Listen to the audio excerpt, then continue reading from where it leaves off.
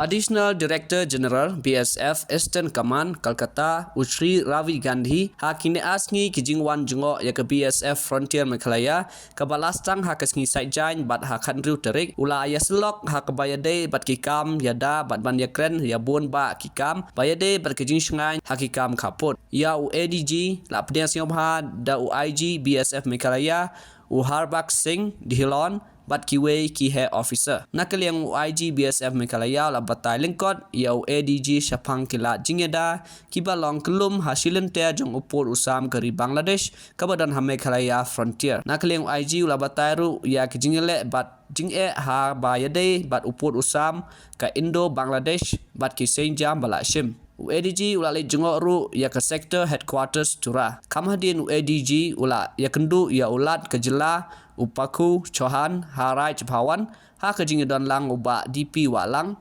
IS Chief Secretary Meghalaya bat Dr. LR Bisnoy IPS DGP Meghalaya.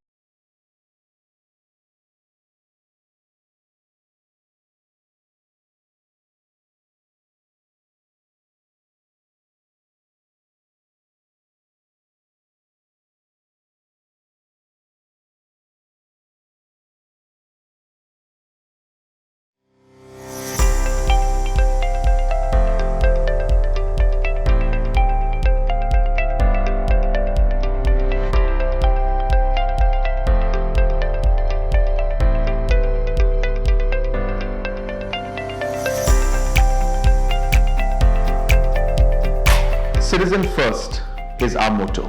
We believe that our citizens need to be connected with government for faster and efficient service delivery. I am happy to announce that we are coming up with a dedicated CM helpline call center.